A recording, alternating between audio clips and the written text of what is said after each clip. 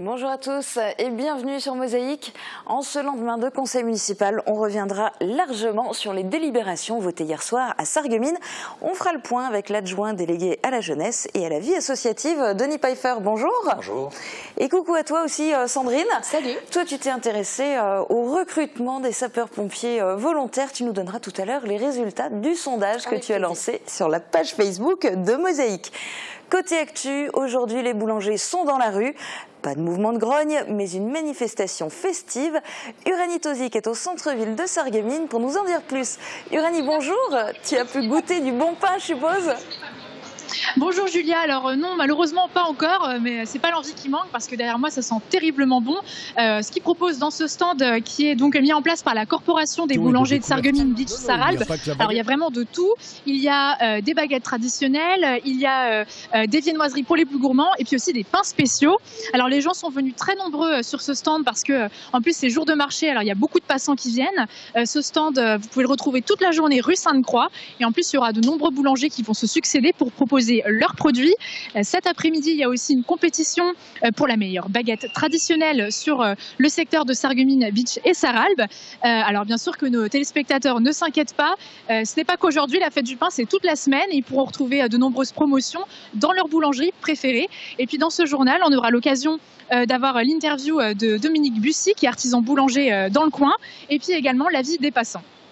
Eh bien, merci beaucoup Uranie et merci aussi à Tiffany Niederlander et à Guillaume Dumonteil pour le cadrage. On vous retrouve donc tout à l'heure pour reparler de la fête du pain. Mais là, on regarde d'abord le résumé de l'actu du secteur en 60 secondes. Le glas vient de sonner, les enfants du charbon renoncent. Les indécisions des élus, les inconnus budgétaires et les délais chaque jour plus serrés ont eu raison de l'édition 2018. Après avoir envisagé l'hypothèse d'un troisième lieu, les membres de l'association réunis hier soir pour voter en assemblée générale ont jeté l'éponge. Mais les enfants des Gueules Noires ne renoncent pas pour autant et comptent bien remonter sur scène en 2019. Périscolaire de Sarreguemines, des surprises très coûteuses. L'OMAP n'avait pas provisionné les congés payés et retraites de ses salariés. 130 000 € sont désormais à la charge des Francas qui ont repris l'activité. Ils seront répercutés sur la ville.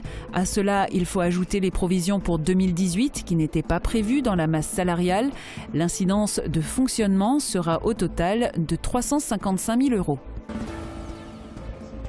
Une pluie de médailles au Crédit Mutuel de Sarreguemines. Arsène Herminger, Gilbert Épinger et Maxime Crémer ont été remerciés pour 20 ans de bénévolat. La salle a ovationné Robert Pax qui en cumule 40. Puis ont suivi les médailles du travail, la vermeille pour Armande Zimmer, l'or pour Michel Délinger et enfin la Grand Or a été décernée au directeur Sylvain Barthes. Hassan Mbarki à l'honneur dans le magazine L'Équipe, un honneur pour le SFC et l'attaquant sarregueminois qu'on retrouve aux côtés de joueurs prestigieux. Il y est décrit comme audacieux et talentueux et l'on nous rappelle ses 7 buts contre des équipes de Ligue 2. Et côté météo, Sandrine, c'est en dents de scie cette semaine ? Oui, c'est un peu ça, en espérant qu'il y ait plus de jours beaux que de jours moins beaux, mais c'est à peu près ça. Il va faire une fois beau, une fois moche, et on fera avec. Bon, on regarde les prévisions de Météo France pour demain. Avec le Crédit Mutuel, partenaire des grands événements sportifs.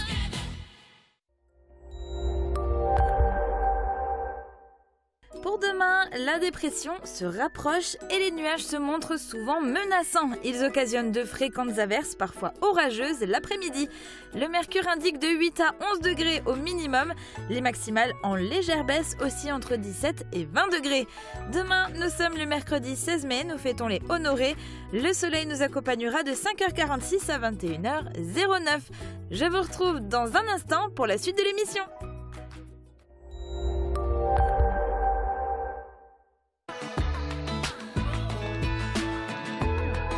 Ravalement de façade, crépissage, isolation extérieure. Ne cherchez plus, faites appel à Eurofaçade. Déguster de bons produits, en plus en plein air et par un beau soleil, les amateurs étaient évidemment nombreux au cours de la matinée à faire une halte à la fête du pain. Uranie Tozic a pu discuter avec plusieurs d'entre eux. Est-ce que le pain reste essentiel dans votre alimentation de tous les jours ? Absolument. Nous consommons pas mal de pain, oui, et toutes sortes de pain. Ah oui. J'ai besoin de pain tous les jours. Tout à fait. Tous les jours, nous prenons du pain spécial, tous les jours. Et quelle variété de pain consommez-vous généralement? Toujours au grain, du pain au levain, du pain complet, pratiquement tout sauf du pain blanc. Toutes sortes, hein, en allant du pain de la banette, en allant au pain au levain. Après, pour accompagner certains plats, peut-être autre chose, à la figue ou bien au lard. Mais avant tout, un pain bien croustillant, bien cuit, bien levé. J'adore le pain de seigle. Écoutez, le pain là, les baguettes et tout. Je mangeais déjà pas beaucoup de pain, alors les baguettes. Et voilà. Ça vous évoque quoi, la fête du pain? Il y avait un article il n'y a pas longtemps sur une des chaînes télévision, ils ont présenté le pain. Le pain est quand même très important, c'est de l'artisanat, quand c'est bien fait, c'est un élément important de l'alimentation. C'est un plaisir, on passe, on achète, même si on connaît déjà, mais c'est toujours un plaisir comme ça de manger du bon pain. Il n'y a rien de tel d'ailleurs. Et où que nous allions, partout en France, c'est un peu comme d'autres choses, on cherche d'abord une bonne boulangerie. Voilà. Et oui, pour du bon pain, il faut des bons boulangers. Et parmi les boulangers qui tenaient le stand de la fête du pain ce matin au centre-ville de Sarreguemines, il y avait Dominique Bussy. On a une semaine dans l'année consacrée uniquement à faire découvrir des nouveaux pains et également redécouvrir les anciens, ou alors permettre aux gens de profiter de promotions et de découvertes. Non, il n'y a pas que la baguette. Nous avons une gamme de spéciaux très large. Et quand je parle de nouveaux pains, on a par exemple ici des pains au quinoa. Il y en a aussi à la graine de chia. On a des pains spéciaux diabétiques. Voilà, on a une gamme très très large. De quoi satisfaire tout le monde. Et bon, ce qu'il y a, c'est que les Français sont devenus de plus en plus difficiles sur les goûts du pain. Et donc, on profite de cette opération pour montrer qu'on a de quoi les satisfaire. On parlera avec notre invité du jour du conseil municipal qui s'est déroulé hier soir à Sarreguemines pour évoquer en particulier le contrat enfance-jeunesse et le projet de réussite éducative. Mais je vous propose d'abord de revenir en images sur cette soirée qui a commencé par le point le plus discuté, le périscolaire, avec un nouvel avenant à la délégation de service public et le vote de crédits supplémentaires. Encore, diront certains. Le principal point abordé en conseil municipal concernait le périscolaire. Suite à la liquidation de l'OMAP, la délégation de service public vient d'être reprise par l'association Les Francas. Et déjà un problème survient, l'OMAP n'avait pas provisionné les congés payés et retraites de ses salariés. 130 000 € désormais à la charge des Francas qui les répercutent sur la ville et auxquels s'ajoutent les provisions pour 2018 qui n'étaient pas prévues dans la masse salariale.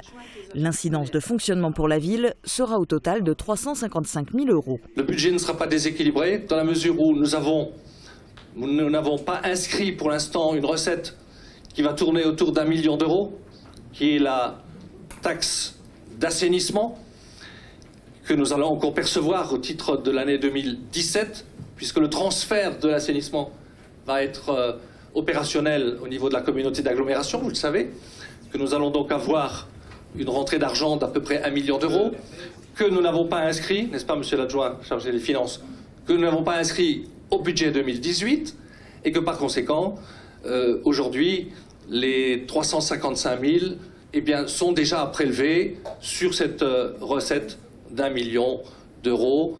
Pour l'opposition se pose la question du suivi afin d'éviter d'être à nouveau confronté à une telle situation. L'adjointe en charge du dossier s'est voulue rassurante, de même que le maire, jusqu'à ce que le ton monte. À certaines réunions de commission de l'éducation, on a soulevé déjà le problème de l'OMAP avec le turnover des salariés. Donc il y avait déjà un sérieux problème dont on aurait déjà pu prendre conscience ou tenir compte. Juridiquement, on ne pouvait pas se mêler. Est-ce que vous pensez que moi je suis complice dans la décision du choix de l'OMAP? La médisance est méprisable. Et je répète, souvent il y a lieu d'esprit à ceux qui en sont dépourvus. Climat tendu et pas d'espoir de récupérer de l'argent. La ville doit payer ce que l'OMAP n'a pas provisionné conformément au droit du travail. En revanche, les parents qui avaient payé d'avance pourront être remboursés par la liquidatrice de l'OMAP. Mais pas de garantie d'obtenir des reçus fiscaux pour les paiements précédents. Cet avenant à la DSP périscolaire a été voté à l'unanimité Mais le point suivant, qui pourtant en était la conséquence financière, vote de crédit supplémentaire pour le périscolaire, a suscité l'abstention de Nicole Beckrich. Abstention. Une quinzaine d'autres points étaient à l'ordre du jour de ce 37e conseil de la mandature, l'avant-dernier avant la pause estivale. Voici le résumé en images. Vote à l'unanimité pour plusieurs points, indemnité de sinistre, détermination du nombre de membres pour le CHSCT, actualisation des effectifs, partenariat avec l'Université populaire Sarreguemines Confluence, partenariat avec le Centre national d'action sociale, convention de mise à disposition de l'appartement situé dans l'ancienne maison du directeur au Moulin de la Blise, acquisition d'une parcelle en vue de la future extension du lotissement du Forst à Folperswiller, cession de plusieurs délaissés communaux ou encore commercialisation des dernières parcelles du lotissement du Forst. Des points que vous pourrez prochainement lire en détail dans le compte-rendu du Conseil, publié comme à l'accoutumée sur le site internet de la ville, www.sarreguemines.fr, et rédigé pour la dernière fois par Catherine Ville, l'assistante du DGS, dont c'était le dernier conseil municipal avant son départ à la retraite, sous les applaudissements de l'assistance.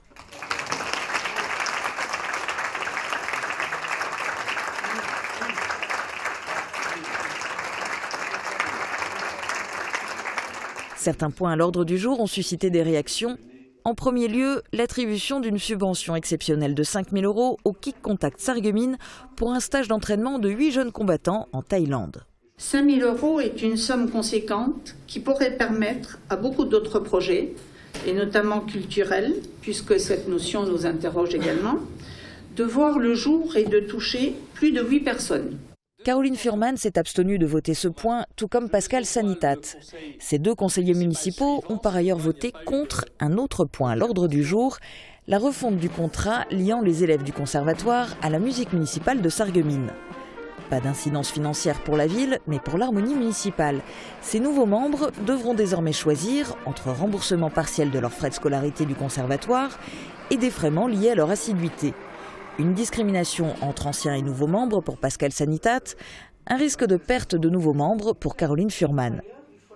3 autres points ont été particulièrement détaillés en conseil, tout en obtenant l'unanimité des votes: le renouvellement du contrat enfance-jeunesse pour 2018-2021, le contrat de ville, ainsi que le projet de réussite éducative. Les revenus satisfaits parce qu'ils ont appris beaucoup de choses, beaucoup de comportements. Alors Denis Pfeiffer, ce sont justement ces 3 points dont on vient de parler que vous êtes venu expliciter aujourd'hui sur ce plateau, et je vous donnerai la parole largement à ce sujet. Mais tout à l'heure, pour le moment, j'ai une petite question décalée pour vous parce que je sais que vous êtes fan de foot. Si je vous demande de citer un joueur du SFC, le joueur du SFC... Hassan Mbarki. Et ben voilà, et vous n'êtes pas le seul à répondre ce nom-là. La semaine dernière, la presse nationale remettait à l'honneur le SFC et plus particulièrement justement ce joueur, Hassan Mbarki. L'attaquant sarregueminois fait partie de l'équipe type des joueurs amateurs en Coupe de France. Une équipe type qui a été dressée par le quotidien L'Équipe. Alors on le retrouve ainsi aux côtés du gardien des Herbiers ou bien des défenseurs de Quevilly et Calais. Une équipe type largement inspirée des épopées de 2000, 2010 et 2012 en Coupe de France. Mbarki est décrit par le quotidien comme audacieux et talentueux, avec un rappel de ses 7 buts contre des équipes de Ligue 2. Et je vous propose justement de revoir quelques-uns de ces buts en images.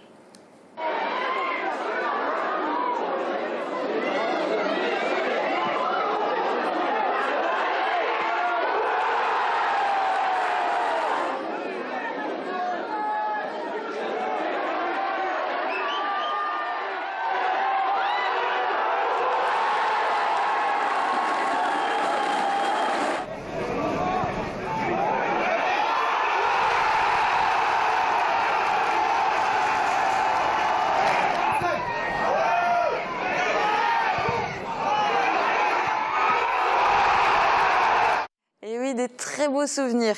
Allez, on se retrouve dans un instant pour la question du jour qui vous était posée sur notre page Facebook, puis l'interview de notre invité à propos du conseil municipal de Sarreguemines. A tout de suite. Niché dans un écrin de verdure, au bord de l'autoroute à Ambars, l'hôtel Sweet & Smart vous accueille pour 50 € la nuit. Sweet & Smart soutient à fond le SFC. Fort de ses 70 agences et de ses 6000 intérimaires par jour, DLSI soutient le SFC en championnat. DLSI, l'énergie de vos emplois et de vos footballeurs. Une saison en dents de scie mais qui s'achève sereinement à l'extérieur. Pour le SFC, les faïenciers se rendront à Mulhouse pour la 30e journée de championnat. Ne manquez pas le rendez-vous samedi à 18 h en direct sur Mosaïque.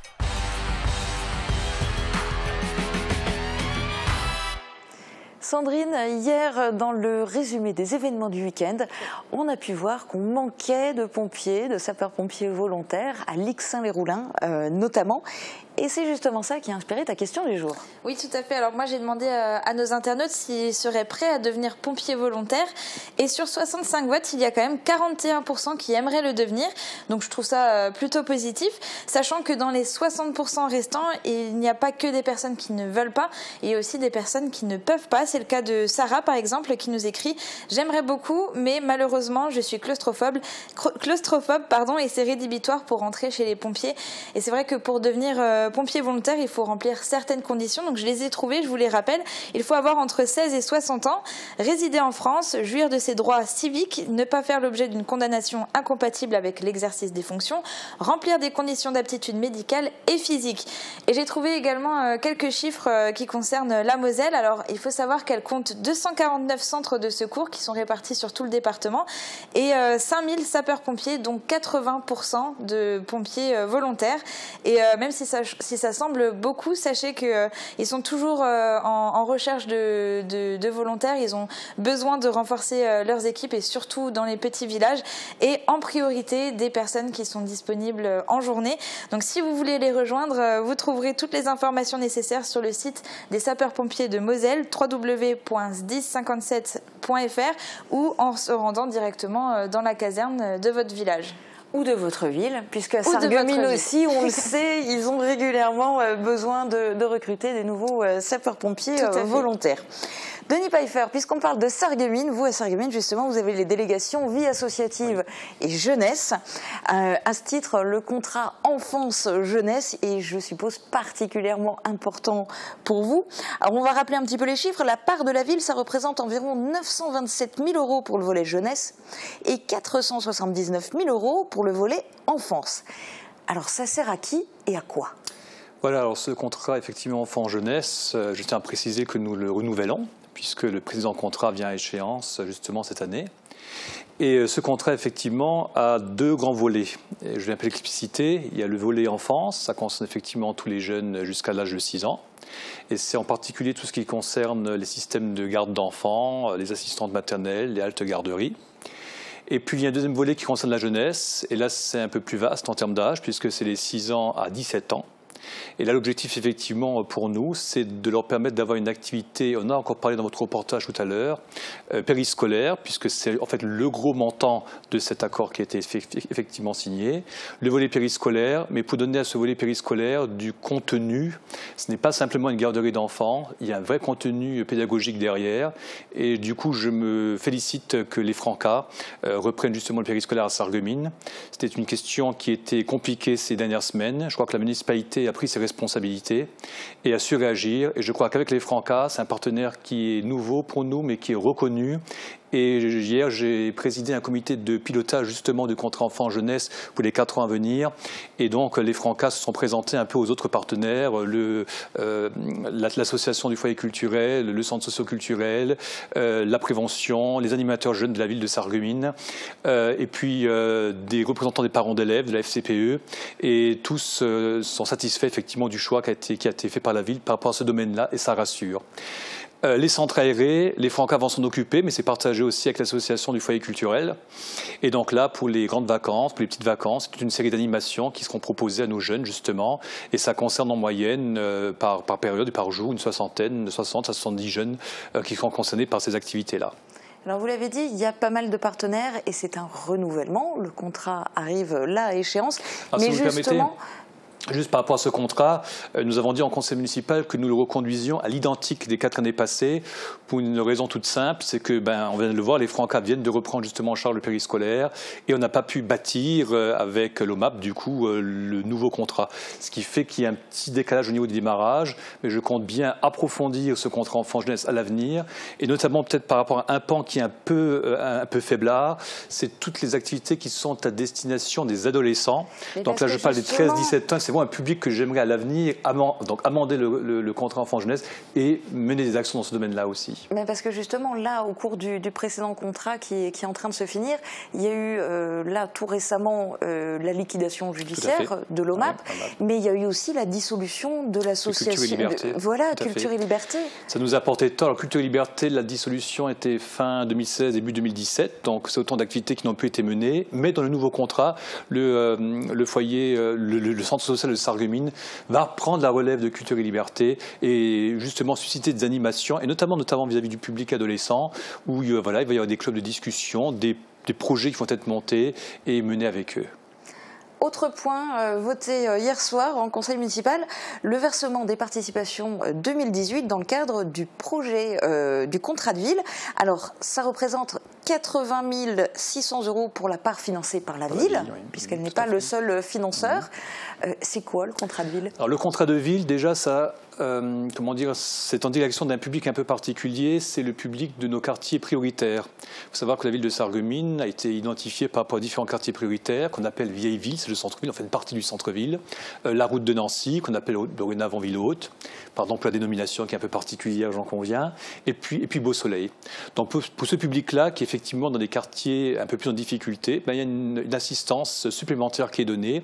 Effectivement, il y a un véritable travail de fédération qui a été fait autour d'un grand nombre d'associations sportives, culturelles, de loisirs, avec les services de la ville de Sarreguemines, avec les services de l'État, parce que la contribution de l'État, et je les en remercie, là, elle est relativement importante. Et c'est toute une série d'actions, effectivement, qui sont encore à la destination de la jeunesse. Et justement, c'est une jeunesse qui a des difficultés particulières, et il y a un suivi particulier qui est fait. Pas seulement la jeunesse, je prendrai l'exemple d'une action qui est menée dans le cadre de la cohésion sociale par proximité. Proximité, c'est une association qui justement va permettre à des familles qui ont des relations un peu conflictuelles, des divorces qui se sont mal passés, des relations papa-maman qui ne sont pas très satisfaisantes, de créer des lieux un peu neutres où les parents justement vont pouvoir rencontrer séparément leurs enfants avec un accompagnement psychologique qui est là par ailleurs et qui permet de mettre justement, comme on l'a dit, un peu de cohérence. Deuxième axe, je pense à ce qui s'est passé un peu récemment, on a aussi parlé en conseil municipal, c'est la lutte contre la radicalisation qui est menée par le centre de prévention et le CMSEA. Et je crois que dans les temps d'aujourd'hui, qui sont un peu compliqués aussi, dans ces quartiers-là, qui se nourrissent aussi parfois de l'extrémisme islamique, eh bien, il est bon que à la fois les jeunes soient concernés par des animations. Là, c'était un peu une illustration par du théâtre, en fait, qui sensibilise les jeunes par rapport à ces questions-là, mais qui sensibilise aussi les professionnels. Et vous le voyez, il y a vraiment des séries d'actions dans tous les domaines. Un autre pan qui m'intéresse évidemment énormément, c'est l'emploi, parce qu'il faut qu'il y ait pour ce public-là aussi effectivement une aide spécifique pour aider justement à l'emploi. Et là, je souligne la mission locale et d'autres qui participent effectivement à cette mission-là. Troisième gros dossier qui était abordé aussi hier soir au conseil municipal, c'est le projet de réussite éducative. Alors, il coûte 17 000 € à la ville. Là aussi, comment sont déterminés les bénéficiaires ? Alors, les bénéficiaires, il y a à la fois une observation qui est faite des jeunes qui sont en contact avec nos associations qui touchent justement les jeunes. Je pense aux foyers socioculturels, les animateurs de la ville de Sarreguemines. Mais il y a aussi un vrai partenariat qui est noué avec l'éducation nationale, les directeurs d'école, qui voient, alors là par contre c'est encore un autre point de notre politique, qui voient effectivement cette fois-ci les enfants en décrochage scolaire, en difficulté, à qui aussi il faut une aide un peu particulière. Et c'est comme ça qu'est fait le choix des enfants qui vont bénéficier de ces aides. C'est souvent de l'accompagnement scolaire qui est fait, donc de l'aide aux devoirs, après, je dirais, après les cours. C'est aussi parfois des aides aux familles. Je pense à l'opération qui est menée par l'association des équipes Saint-Vincent qui s'appelle le panier des maraîchers. C'est quelques familles qui ont été justement identifiées pour lesquelles on va apporter toutes les semaines un panier composé de fruits, de légumes, de frais. Et puis, on va les apprendre à cuisiner avec ces ingrédients, à constituer des repas, à gérer un budget. Et je crois que ça mobilise, ça responsabilise. Et l'objectif, c'est de vraiment faire en sorte que ces familles-là soient aidées. Vous l'avez dit, dans ce conseil municipal, il y avait vraiment, peut-être, il y avait une ligne directrice tout le long de ce conseil, à travers les différents points. C'était les questions qui étaient menées au niveau de la jeunesse. Et moi, il y a un autre montant que j'aimerais évoquer, c'était justement dans le contrat enfant-jeunesse qu'on en parle. Quand on additionne un peu tous ces montants, mais je parle pas uniquement de la part ville, qui est importante, mais de l'ensemble des actions qui sont menées dans tous les domaines à Sarreguemines, de cohésion sociale, d'emploi, etc. Nous sommes autour de près de 3,7 millions d'euros, La part ville, c'est 1,4 million d'euros, ce qui prouve que la contribution de la Caisse d'allocation familiale, là aussi je tiens à la remercier, l'État français, sont aussi importantes. Et c'est justement ce travail de discussion que l'on a les uns avec les autres, ces partenariats qui sont tissés, qui nous permettent d'avoir justement une efficacité sur le territoire au service de nos enfants. Sur ces dossiers-là, on est rassuré, il n'y aura pas de coupe budgétaire, il n'y aura pas de non, restrictions. il n'y a pas de coupe budgétaire. Là, pour le contrat enfant jeunesse, on a reconduit. La seule crainte qu'on peut toujours avoir, c'est par rapport à la part de l'État, parce que, ma foi, les dotations de l'État diminuent année après année. Moi, j'espère vraiment, enfin, chaque année, pour l'instant, on les a obtenus. Il faut dire que l'on pose des dossiers qui sont efficaces, mais voilà, la rigueur budgétaire se fait sentir aussi au niveau de l'État. Je considère que ce n'est pas sur la jeunesse qu'il faut faire les économies, enfin, c'est mon point de vue personnel.